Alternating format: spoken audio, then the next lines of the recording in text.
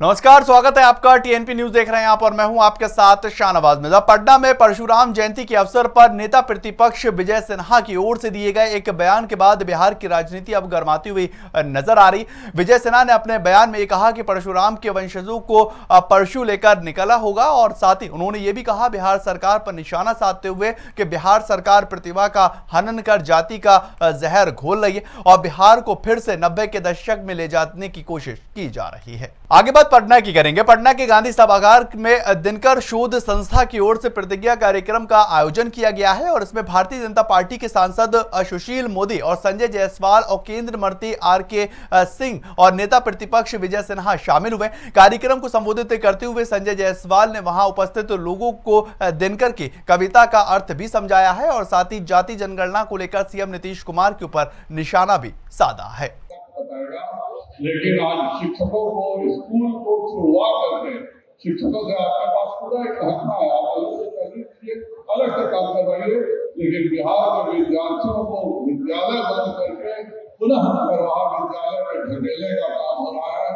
शिक्षकों को सारे काम धंधा बंद करके दिया जा रहा है। औरंगाबाद में स्वतंत्रता सेनानी बाबू कुंवर सिंह की जयंती बड़े ही धूमधाम के साथ मनाई गई है और इसी अवसर पर विधायक आनंद शंकर ने उनकी प्रतिमा पर पुष्प अर्पित कर उन्हें श्रद्धांजलि अर्पित की और साथ ही कार्यक्रम को संबोधित करते हुए कहा कि इतिहासकारों ने बाबू कुंवर सिंह के साथ न्याय नहीं किया है और उन्होंने कहा कि इतिहास में जितना स्थान उनको मिलना चाहिए था उतना स्थान नहीं दिया गया है। आज हम लोग इस कार्यक्रम का आयोजन किया है। हमारे पूर्वज थे और हम लोगों को अपने पूर्वजों से हमेशा सीख लेने की आवश्यकता है। आगे आने वाली जो पीढ़ियां हैं उन पीढ़ियों को, नए युवाओं को यह बताने का काम हम लोगों को करना चाहिए किस प्रकार से इन महानायकों ने अपना सर्वस्व न्यौछावर किया इस देश के लिए, इस देश की एकता के लिए, अखंडता के लिए, स्वतंत्रता के लिए। ये सीख हम लोगों को आगे अपने पीढ़ियों को देने का कार्य करना चाहिए। इसी उपलक्ष्य में इस कार्यक्रम का आयोजन किया गया। खबर छपरा से आ रही है। छपरा के तरैया थाना क्षेत्र के अंदर 9 दिवसीय श्री राम कथा ज्ञान महायज्ञ का शुभारंभ किया गया और इस दौरान इलाके के अंदर भव्य कलश यात्रा को निकाला गया। वैदिक मंत्रोच्चार के साथ शुरू हुई इस कलश यात्रा के अंदर हजारों की संख्या में श्रद्धालु शामिल हुए और जिसके बाद 9 दिवसीय श्री राम कथा ज्ञान महायज्ञ का शुभारंभ भी किया गया है। श्री राम कथा ज्ञान महायज्ञ रखा गया है जिससे पूरे क्षेत्रवासी सबको जो है सबके घर में सुख शांति समृद्धि का वास हो। विशेष आयोजन कथा का भी है जिसमें अयोध्या से पधारी हुई साध्वी गौरी गौरंगी जी का कथा होगा और प्रत्येक दिन यज्ञ में आचार्य महोदय कमलकांत शास्त्री जी से जो है कि पूजन होगा और 9 दिन लगातार अखंड अष्टयाम भी चलता रहेगा। खबर मोतिहारी से है। मोतिहारी के घोड़ा सहन थाना क्षेत्र से जहां बीते दिनों जेएपी नेता की हुई लूटपाट के मामले को लेकर तूल पकड़ता हुआ नजर आया और इलाके के अंदर इस लूटपाट से नाराज स्थानीय लोगों ने सड़कों पर उतरकर प्रशासन के खिलाफ प्रदर्शन भी किया और साथ ही प्रशासन के ऊपर लापरवाही का आरोप लगाया है और प्रदर्शनकारियों की माने तो स्थानीय थाना अध्यक्ष के संरक्षण में ही आपराधिक घटना को इतनी तेजी से करते हुए नजर आए, लिहाजा उन्होंने स्थानीय थाना अध्यक्ष को निलंबित करने की मांग भी उठाई है।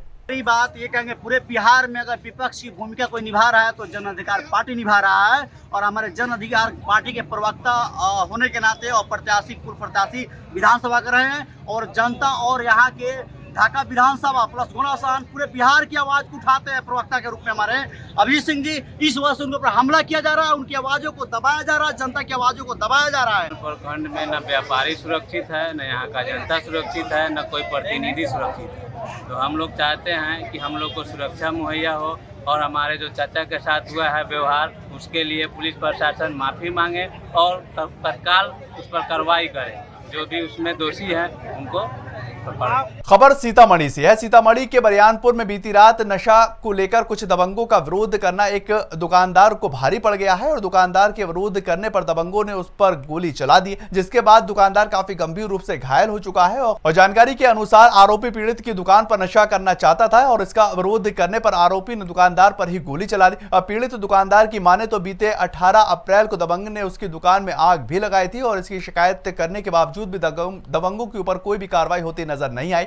वहीं इस घटना के बावजूद अब पुलिस ने आरोपी और उसके साथ एक शख्स को गिरफ्तार कर लिया है और आगे की छानबीन पुलिस कर रही है। खबर बेतिया से आ रही है, जहां पर दहेज के लालच में ससुराल वालों ने बहू की हत्या कर दी है और मृतका के परिजनों की माने तो शादी के बाद से ही उसके ससुराल वाले दहेज को लेकर गाड़ी की मांग करते नजर आ रहे थे और बेटी को काफी परेशान किया करते थे, उसके साथ मारपीट किया करते थे। और वहीं इस घटना के बाद पुलिस ने आरोपियों के खिलाफ मुकदमे को दर्ज कर लिया। फिलहाल पुलिस आरोपियों के खिलाफ कार्रवाई की तैयारी कर रही है।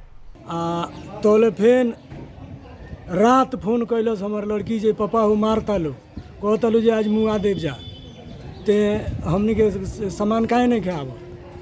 तो हम कहनी अच्छा अभी रुक। तो हम उनके लड़का के मामा के लाल मोहन बाने हमारे चचेरा साड़ू भी हमें आ लड़का के मामा वे अगुआ रहने उनका फोन कहनी तू जल्दी जा हमारे बेटी के मारत आने सन आ देखो तोले हम आवत नहीं। तो गईले हो जा गईले जाके लोग के समझौल तो हमरा के फोन करता है तो कहता है जी भैया एक काहे का हरा नकबा 12 बजे रात के तू बिहने आव प्रमोदी जी कहले जे रुआ बिहने आई। गोपालगंज के बैकुंठपुर थाना क्षेत्र में एक दवा दुकान में आग लगने से इलाके के अंदर अफरा तफरी का माहौल मचता नजर आया और हादसे के अंदर दुकान में रखी लाखों रुपए की दवा जलकर राख हो चुकी है। वहीं हादसे की सूचना मिलते ही मौके पर पहुंची फायर ब्रिगेड की टीम ने कड़ी मशक्कत के बाद आग के ऊपर काबू पाया और ये बताया जा रहा है कि इस हादसे में करीब 40 लाख रुपए के आसपास नुकसान हुआ है। जैसे कि हर दिन के भांति मतलब वो अपना दुकान सुबह में खोले थे, खाना खाने के लिए जब वो गए तो दुकान का पाला को सटा दिए। उसके बाद अपने घर को गए, तब तक अचानक हम लोगों ने देखा कि उसमें से धुआं निकल रहा था। उसके बाद कुछ लोग स्थानीय लोग वहाँ पर गए उसको बुझाने के लिए, तो पता चला कि उसमें आग लग गया है और आग तब तक विकराल रूप ले चुका था। कितने का क्षति हुई है? मतलब लगभग 30 से 40 लाख रुपए का दवा उसमें जला है। भागलपुर के जवाहरलाल नेहरू अस्पताल के अंदर इलाज के दौरान एक महिला की मौत हो चुकी है और इसके बाद महिला के ससुराल वालों ने उसका शव अस्पताल में छोड़कर वहां से फरार हो गए। वही घटना के बाद महिला के परिजनों ने ससुराल पक्ष के ऊपर महिला की हत्या का आरोप लगा दिया है और पुलिस इस पूरे मामले को लेकर मुकदमा दर्ज कर आगे की कार्रवाई कर रही है। मेरी बहन को जो है ना, देखिए एक भांजी है हमको, मेरी बहन को कि ये प्रताड़ित करता था बार बार उसका पति। हम लोग जाते थे उसको मिला जुला देते थे, अब बार बार प्रताड़ित करता था। तो उसके बाद वो ज़मीन बेच के 1 बीघा और 7 लाख का दारू भी पी लिया। उसके बाद मेरी बहन बोली, उसके बाद उसको मुंह में पकड़ के दवा घोर के पिला दिया। यहाँ पे वो लोग कहाँ है? वो लोग भाग गया। यहाँ आया था? हाँ। शराब तस्करी के खिलाफ कार्रवाई करते हुए पटना पुलिस ने बाईपास थाना क्षेत्र के अंदर छापेमारी की, जहां से उन्होंने एक ट्रक से भारी मात्रा के अंदर अवैध शराब बरामद की और साथ ही मौके से ट्रक चालक को भी गिरफ्तार कर लिया है और गिरफ्तार करने के बाद आगे की कार्रवाई पुलिस से कर रही है। पकड़े गए ट्रक चालक के पास से पुलिस ने 5000 रुपए कैश, मोबाइल फोन और कई कागजात जब्त किए हैं और फिलहाल पुलिस हर एक पहलू को लेकर जांच पड़ताल कर रही है और उससे पूछताछ भी करती नजर आ रही है। पर जो है वो आधार पर हम लोग छापेमारी किए हैं और सूचना के सत्यापन के आधार पर हम लोग कसेरा धर्मकाटा पर खड़ी ट्रक को विधिवत जो है उसको सर्च करने के पश्चात उसमें से शराब की जो है मैकडबल्स और आईबी की जो है लगभग 3000 लीटर की मात्रा जो है बरामद किया गया है और उसमें एक ड्राइवर जिसका नाम है प्रकाश कुमार और ये रहने वाला है चोहटन, राजस्थान का रहने वाला है, इसको गिरफ्तार किया गया है। चलिए फिलहाल इस बुलेटिन में इतना ही। ज्यादातर खबरों के लिए आप लगातार बने रहें TNP न्यूज के साथ।